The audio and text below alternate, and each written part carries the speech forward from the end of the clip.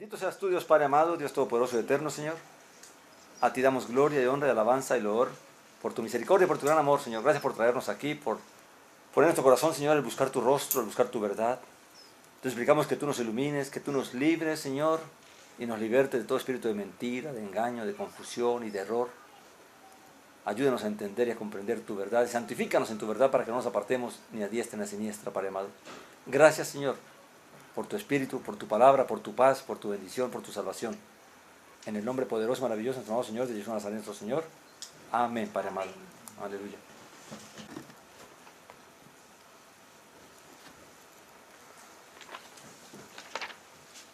¿Qué dice? Fíjense que hay algo que me viene al pensamiento. Mediten en esto. Dios dice que la salvación no es por obras, porque al que obra, lo que se le da, no se le da como gracia, ¿verdad? Sino se le da como ¿qué? Cuando usted trabaja y le dan su salario, ¿se lo dan porque por misericordia o por qué? Justicia. Por derecho, ¿verdad? Que te lo ganaste. Dios dice que la salvación no es por obras, ¿por qué? Porque no es algo que Dios nos da porque nosotros hayamos hecho algo que merezcamos ser salvos. Amén. Ahora, significa que las obras tienen su pago. Que tú puedes obrar, y fíjate bien esto, lo profundo de este pensamiento. Significa que una persona puede obrar y recibir su pago en esta tierra, pero no heredar la salvación. ¿Entiende el punto? O sea, tú puedes hacer el bien,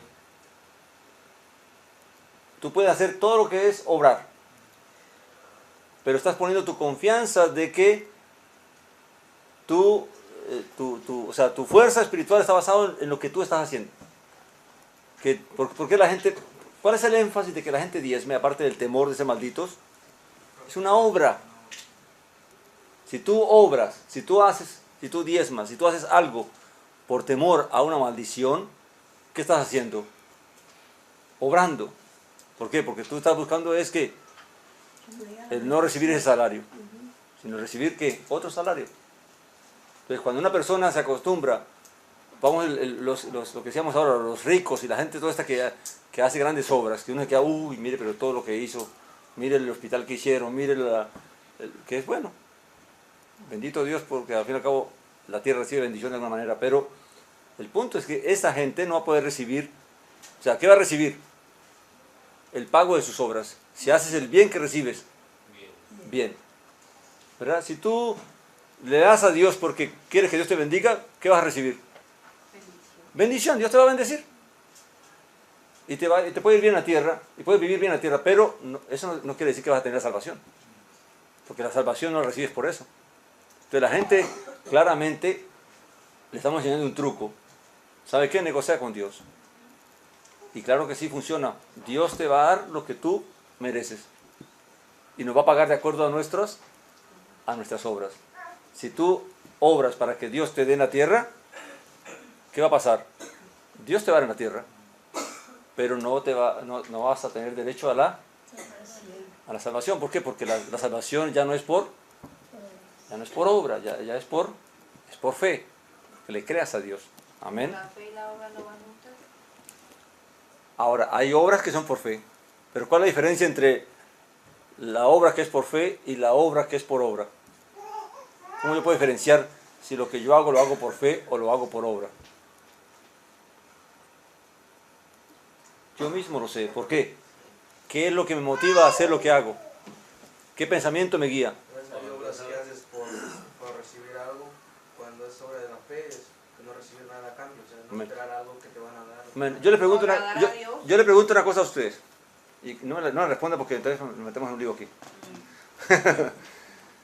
Pero pregúntese usted mismo, ¿por qué usted viene hoy en Shabbat a este lugar? ¿Por qué viene? El apóstol Juan nos dice algo que tenemos que entender.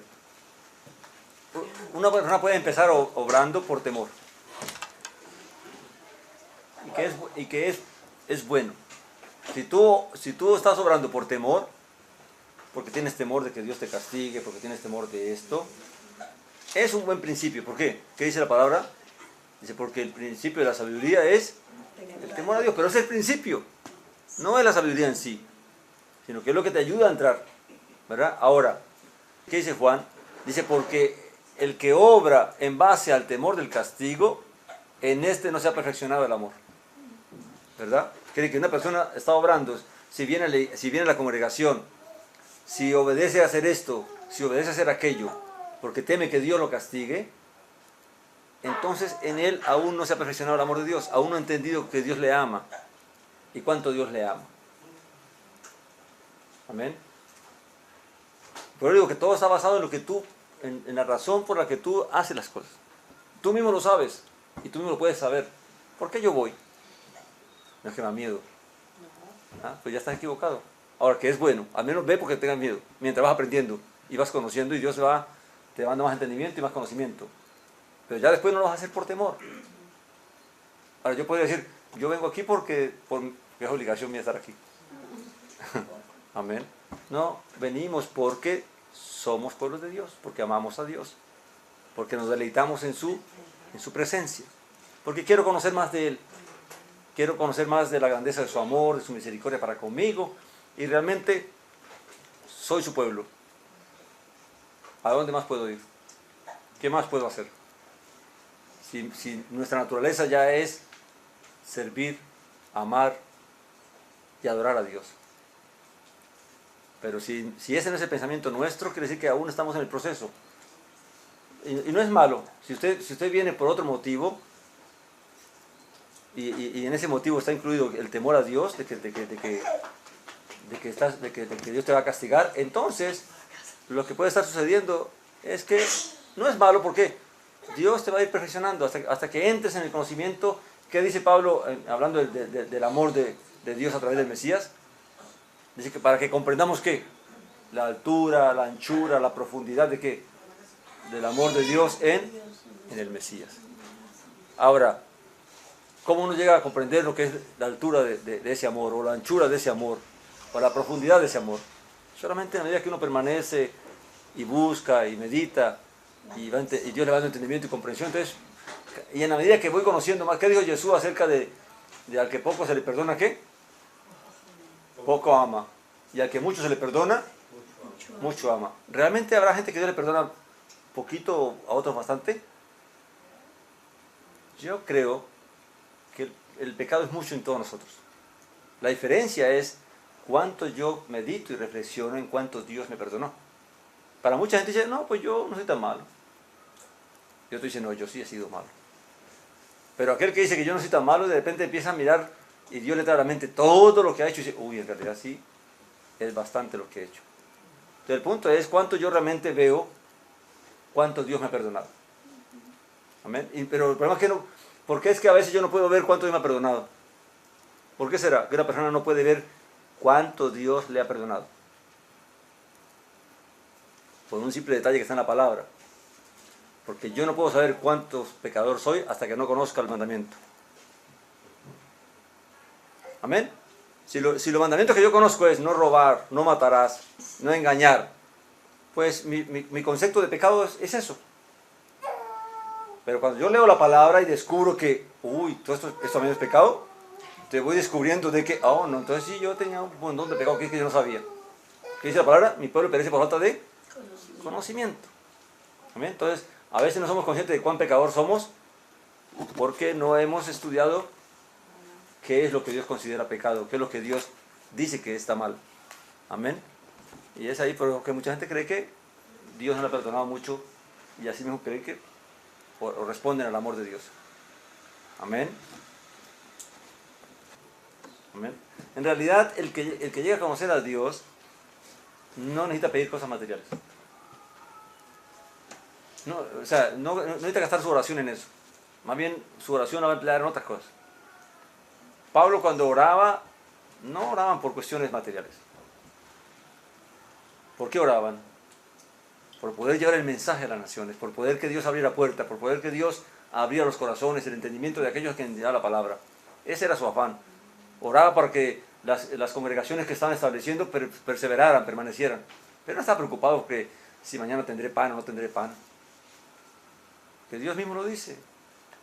Por nada te afanes, por nada te preocupes. Pero está hablando de cosas materiales. Pero por las espirituales sí, afánate. Ora, que si sientes que no tienes dones, que no tienes talento, pues ora a Dios, pide talento, pide dones. Pero para servirle. Pero que la gente que en la mayoría de la oración, ¿qué nos pasamos pidiendo? Señor, mire que necesito esto, mire que necesito aquello. Cuando Dios dice, yo sé que tú necesitas eso. Amén. Pero muchas veces no recibimos lo que necesitamos, ¿por qué? Porque no avanzamos. Nos quedamos estancados en lo material, en lo terrenal. ¿Qué dice la Biblia? Mire, hay un principio. Dice que el bien y la misericordia te seguirán todos los días de la vida. Pero nosotros estamos al contrario. Todos los días estamos persiguiendo el bien y la misericordia. Cuando debería ser el contrario. Que el bien y la misericordia nos persiga. Amén. Quiere decir que van ahí tratando de alcanzarnos. Pero para el que va caminando, para el que va buscando cada día más. Amén. Que llega a conocer y a entender lo que Dios le ha dado, algo que ocurre inmediatamente en su vida es que lo material y lo terrenal va desapareciendo. Nosotros, ¿por qué es que aún estamos pegados en lo material y lo terrenal y estamos ahí patinando en eso? Porque aún no hemos comprendido lo espiritual. Y no hemos comprendido porque tristemente a veces no es culpa de nosotros, sino que nos culpa de aquellos que debieron enseñarnos, que debieron guiarnos, que no nos enseñaron. Amén. Pero nunca es tarde. Lo importante es, ahora la pregunta es, ¿de qué te preocupas ahorita? ¿De qué te afanas ahora? Ahora que conoces, ahora que entiendes, ¿de qué te estás preocupando? ¿De qué te estás afanando? Dios quiera que sea así. Amén. Y que no estemos preocupándonos por cómo pago la renta este mes, cómo hago eso. Amén. ¿Por qué? Dios sabe que necesitamos un techo donde vivir. Dios sabe que necesitamos un vestido que ponernos. Dios sabe que necesitamos comer pan. Tanto Dios sabe eso que derramó maná del cielo en el desierto. Ahora, quiero decir una cosa, para que no haya otro extremo. Tenemos responsabilidades. Todo es un proceso, o sea, vamos avanzando. No se hace de la noche a la mañana. No es que ahora usted va a dejar sus responsabilidades por querer hacer lo que aún no puede hacer, lo que Dios nos ha llamado a hacer. Pero lo importante es que cada día se acerque más a lo espiritual. ¿Se me entiende? No es que, entonces, ¿ahora qué hago?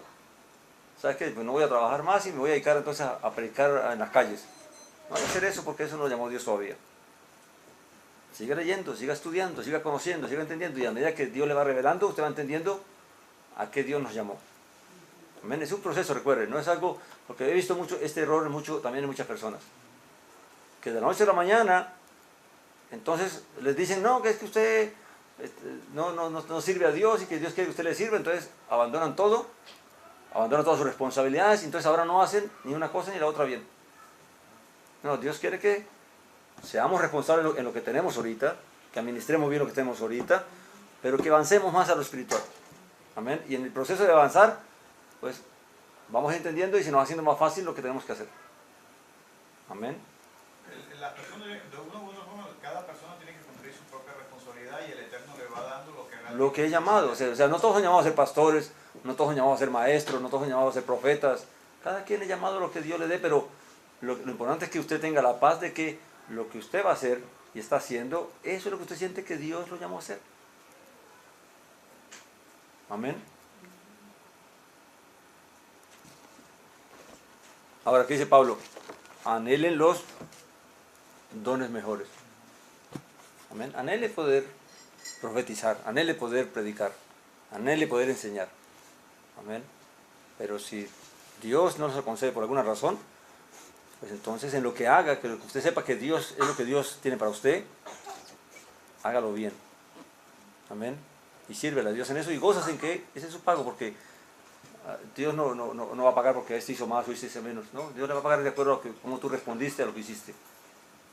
Amén. Pero para eso hay que estudiar y esperar ese llamado. Amén. Tampoco no es por lo que yo quiera. No es lo que uno quiera, sino que eso se va manifestando. Dios lo va revelando por medio de ¿qué? El Espíritu Santo.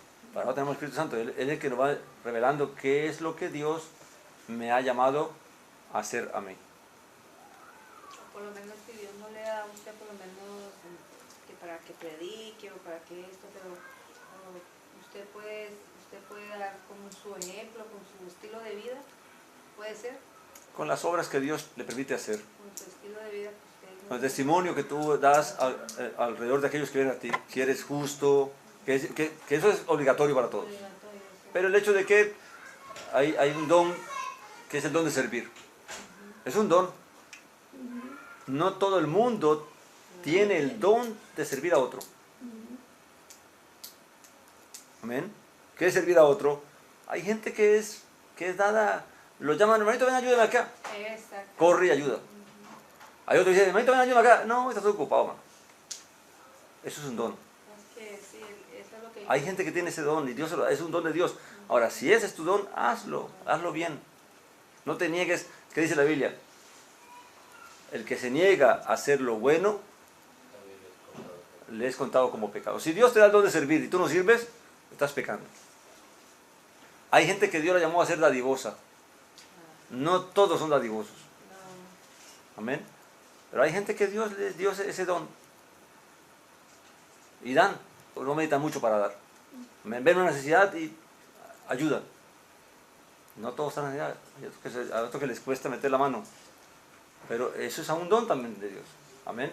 Hay otro que tiene el don y ama orar.